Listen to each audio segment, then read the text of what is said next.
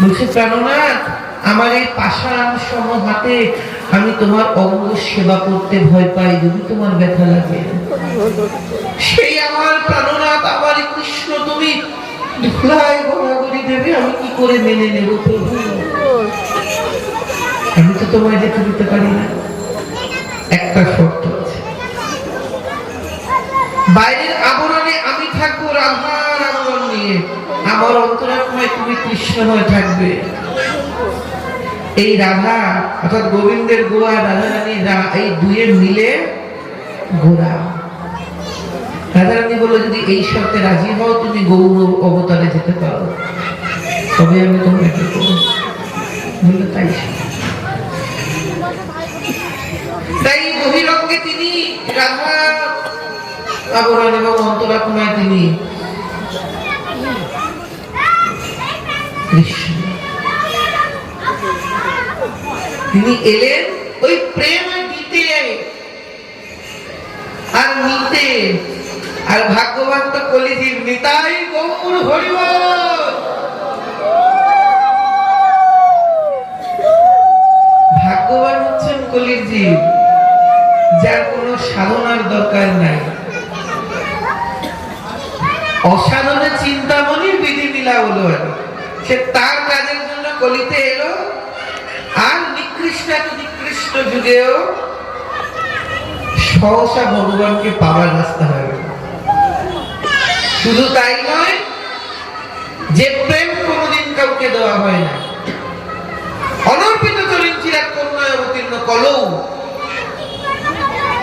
এই শ্লোকের দু লাইনের ব্যাখ্যা করতে এতটা সময় কেন কলিতে এলেন? ওই অনর্পিত ধন দিতে। আরে দিল কেন? নিজের দরকার ছিল।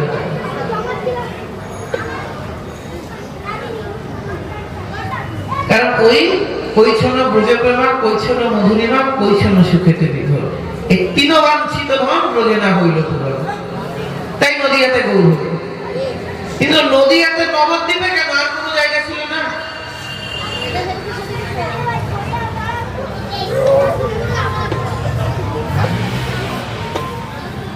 সেখানে এত লোক আছে। মহাপ্রভুর জন্মদিন কবে?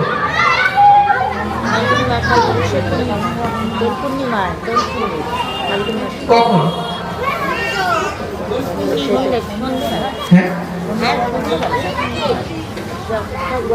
টাইমটা কখন? মহাপ্রভু জন্মেছেন কোন টাইম?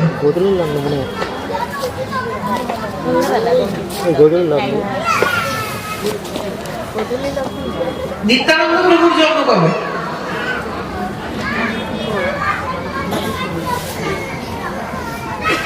অদ্বৈতাচার্য প্রভুর জন্ম কবে?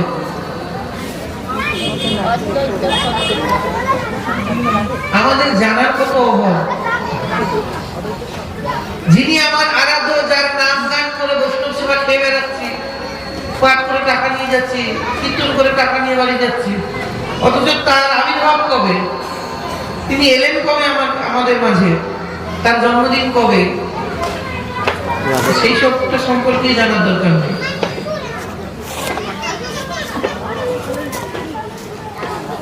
দোল পূর্ণিমার দিন মহাপ্রভুর জন্ম, এটা ঠিক। জন্মটা হচ্ছে একদম সন্ধ্যেবেলা 6:10। সন্ধ্যেবেলা 6:10 চন্দ্রগ্রহণ ছিল, আর প্রচুর ঝড় বৃষ্টি হচ্ছিল। ঠিক এবছর দোলের দিন চন্দ্রগ্রহণ আছে। নিত্যানন্দ প্রভুর জন্ম কবে? সামনেই আসছে নিত্যানন্দ ত্রয়োদশী, অর্থাৎ মৈনী একাদশী, দ্বাদশী, তারপরের দিন ত্রয়োদশী। ইংরেজির 31শে জানুয়ারি নিত্যানন্দ ত্রয়োদশী। নিত্যানন্দ আমার পরম কৃপালু, সকাল সকাল জন্মে নিয়েছেন, 10টার মধ্যে তার জন্ম, সুতরাং ভক্তদেরকে কষ্ট দেয়। অদ্বৈত প্রভুর জন্ম কবে? এগুলো জানতে হবে। সরস্বতী পূজা গেলে ষষ্ঠী, পঞ্চমী এবং ষষ্ঠী যুক্ত যেদিন হয় সেদিন হয় সরস্বতী পূজা, বসন্ত পঞ্চমী। পঞ্চমী ছাড়বে, ষষ্ঠী লাগবে, যেদিন হবে সেদিন হবে সরস্বতী পূজা। তারপরে যেদিন সপ্তমী করবে, সেদিন হচ্ছে অদ্বৈত সপ্তমী, অদ্বৈতাচার্য মহাপ্রভু জন্মদিন।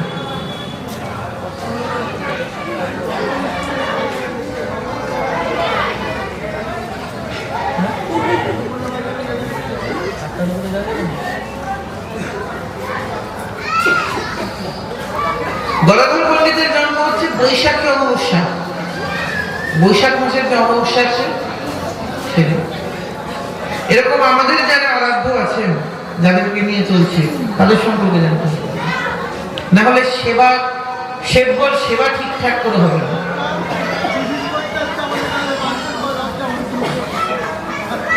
আজকে তিনি এলেন অনর্পিত চলেন চিরাগ করুণায় অবতীর্ণ কলম, করুণা করে কলিতে এলেন। আচ্ছা, এত কিছু শোনার পর সত্যি কথা বলেন তো, করুণা করে কি সত্যি এলেন, না নিজের কাজ হাসিল করার জন্য এসেছিলেন?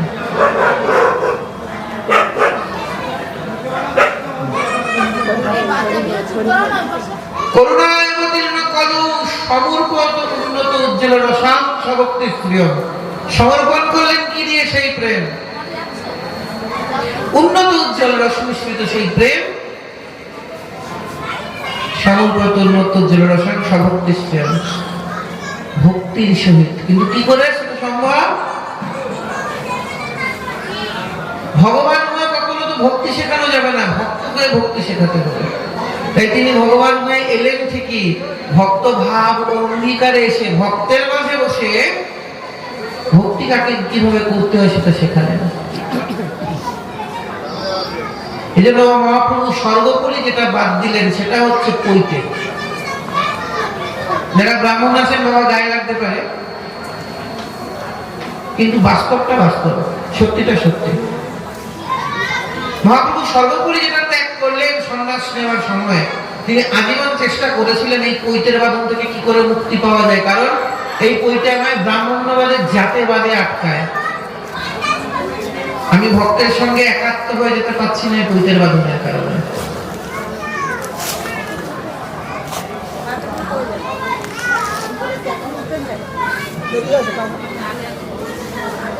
তো সেইখানে দাঁড়িয়ে যেদিন মহাপ্রভু সন্ন্যাসটা নিলেন, সর্বোপরি আগে যেটা ফেললেন সেটা হচ্ছে তার উপবৃত্ত। বলে আজ হইতে মুক্তি পেলাম আমি এই বেড়া বাঁধন হইতে, যে আজ থেকে আর আমার ব্রাহ্মণ ঘরের সন্তান এই বাধ্যবাধকতা রইল না। চৈতন্য চরিতামৃতে স্পষ্ট কথা বলা আছে, কিবা চণ্ডাল কিবা দিগ শূদ্র কেন নয়, সন্ন্যাসীও কেন নয়, যেজন কৃষ্ণ তত্ত্ব ব্যক্তা সেই গুরু হয়। যার মধ্যে সেই ভক্তি আছে, যার মধ্যে সেই ব্রহ্ম সত্তার জ্ঞান আছে, যার মধ্যে আকুল সমর্পণ আছে, তিনি ভক্ত, তিনি বৈষ্ণব। আর সব শ্রেণীর মানুষ বৈষ্ণব হতে পারে। ব্রাহ্মণ থেকে বৈষ্ণব হওয়া যাবে ঠিকই, কিন্তু বৈষ্ণব হয়ে গেলে আর ব্রাহ্মণে যাওয়া যাবে না, তারও ত্যাগ করে আসতে হবে।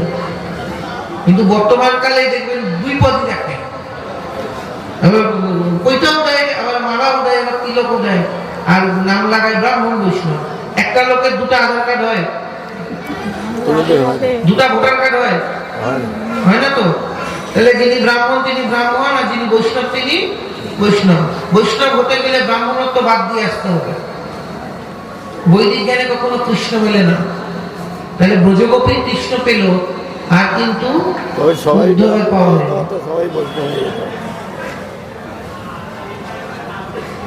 সমর্পণ যার মধ্যে আছে, যে মহাপ্রভুর কথা কি জীবে দয়া না বলছি বৈষ্ণব সেবা, ইহা বিভিন্ন ধর্ম নাই, শোনো সনাতন। আর পরিষ্কার কথা কি বলেছিলেন, আরো পরিষ্কার হতো, পরশতী পরপতি কবুনাশ করছিবে, হাতে কাপ মুখে নাম সদা সত্য কথা লবে, সচ্চরিত্র রবে, তুমি না থাকিলেও বলি তোমায় খুঁজে লবে। বাস এইটুকু মেনে যাও, ভক্তিকে আর বেশি কিছু করতে হবে। কিন্তু এইটুকু করাটাই বড় কঠিন। নিত্য আনন্দে, দেহটা নিত্যানন্দের হবে। কোন দিন হবে? যেদিন এই দেহে নিত্য আনন্দ বিরাজ করবে সেদিন। আগে এর মধ্যেকার মলিনতা গুলো বেরিয়ে যাবে, তবে না নিত্যানন্দের সমর্পণ হবে। Nityanando Official at page.youtube.com.